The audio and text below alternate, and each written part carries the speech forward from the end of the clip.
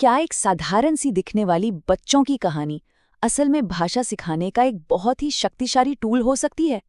तो आज हम एक ऐसी ही कहानी के पन्ने पलटेंगे और ये जानने की कोशिश करेंगे कि कैसे एक टोपी वाले और कुछ बंदरों की कहानी के पीछे एक बहुत ही सोचा समझा टीचिंग सिस्टम छिपा हुआ है। एक समय की बात है, एक आदमी टोपियां बेचता था। हमारी आज की पड़ताल बस इसी एक लाइन से शुरू होती है। चलिए इसी धागे को पकड़कर आगे बढ़ते हैं और देखते हैं कि ये साधारण सी लगने वाली लाइन हमें कहाँ ले जाती है। आज के इस सफर में हम 5 पड़ावों से गुजरेंगे।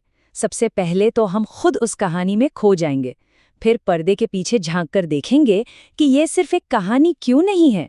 इसके सिखाने के तरीके को समझेंगे और जानेंगे कि कैसे यही तरीका बार बार दोहराया जाता है और क्लासरूम से निकलकर असल दुनिया तक पहुंचता है।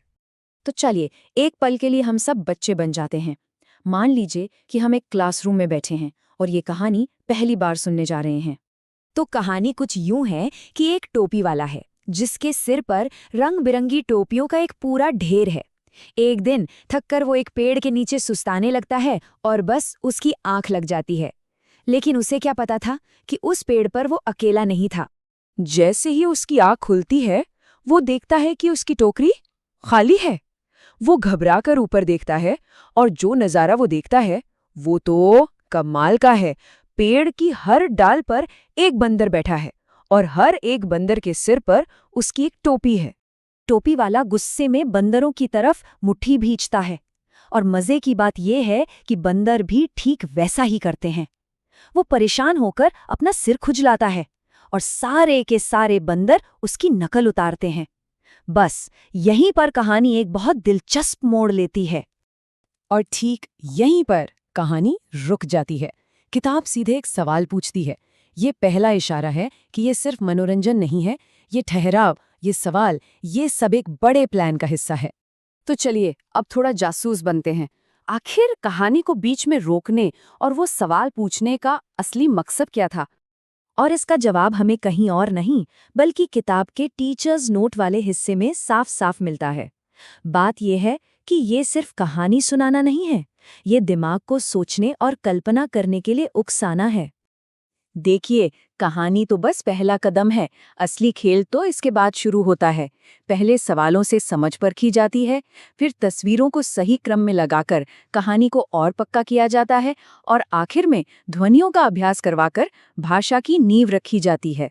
ये एक पूरा सोचा समझा स्टेप बाय स्टेप प्रोसेस है। चलिए अब जरा और गहराई में उतरते हैं और देखते हैं कि ये अलग-अलग हिस्से मिलकर भाषा सिखाने का ये मजबूत सिस्टम तैयार कैसे करते हैं। यह किताब टीचर्स से सिर्फ एक कहानी सुनाने को नहीं बल्कि एक एक्टर बनने को कहती है। मतलब टीचर को अपनी आवाज के उतार चढ़ाव, अपने एक्शन और किताब की तस्वीरों का इस्तेमाल करके कहानी में जान डालनी है ताकि बच्चा उस दुनिया में पूरी तरह खो जाए। और ये वाला जो नोट है ना, ये इस पूरे तरीके की आत्मा है। समझिए, यहाँ मकसद सही जवाब पाना नहीं है बल्कि जवाब देने का आत्मविश्वास जगाना है। गलती सुधारने से पहले बच्चे को बोलने के लिए हिम्मत देना ज्यादा जरूरी है। एजुकेशन की दुनिया में इसे कहते हैं स्कैफोल्डिंग। अब ये क्या चीज़ है? जरा सोचिए, जैसे एक इमारत बनाने के लिए मचान यानी कि एक सपोर्ट लगाया जाता है और काम पूरा होने पर उसे हटा लिया जाता है। ठीक वैसे ही टीचर बच्चे को सीखने में तब तक मदद करता है जब तक वो खुद उस काम को करने में माहिर ना हो जाए। जरा इस तरीके की खूबसूरती देखिए। एक तरफ कहानी की समझ पक्की हो रही है, दूसरी तरफ भाषा की बुनियाद। दोनों काम एक साथ हो रहे हैं। तस्वीरों को लाइन से लगाना कहानी को याद कराता है, तो वहीं कैप, कैट, कोट जैसी मिलती जुलती आवाजों को पहचानना पढ़ना सिखाने की तरफ पहला कदम है। ये निर्देश तो समझिए इस किताब का दिल है। ये बच्चे पर कोई भाषा थोप नहीं रहा बल्कि उसकी अपनी भाषा को एक पुल की तरह इस्तेमाल कर रहा है। यहाँ बच्चे की मातृभाषा कोई रुकावट नहीं बल्कि एक नई भाषा तक पहुँचने का एक जरिया है। तो सवाल ये है कि क्या ये शानदार तरीका सिर्फ एक कहानी के लिए था या फिर ये एक पूरा का पूरा पैटर्न है? चलिए देखते हैं कि कैसे यही फॉर्मूला पूरी किताब में बार बार दोहराया जाता है। तो देखिए, चाहे टोपे वाले की कहानी हो या तितलियों पर कोई कविता, जो पैटर्न है वो बिल्कुल सेम है।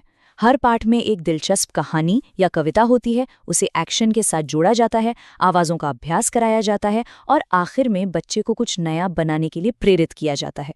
ये एक आजमाया हुआ और कामयाब मॉडल है। लेकिन रुकिए, ये सिलसिला सिर्फ किताब के पन्नों तक ही सीमित नहीं है। असली जादू तो तब होता है जब ये सीख क्लासरूम से बाहर निकलकर असल दुनिया में कदम रखती है। अब देखिए, सीखना सिर्फ दिमाग का नहीं बल्कि पूरे शरीर का काम बन जाता है। बच्चे गेंद पकड़ो जैसे आदेशों पर एक्शन करते हैं, शब्दों पर तालियां बजाते हैं और यहाँ तक कि खुद मुखौटे बनाकर कहानी के कैरेक्टर बन जाते हैं।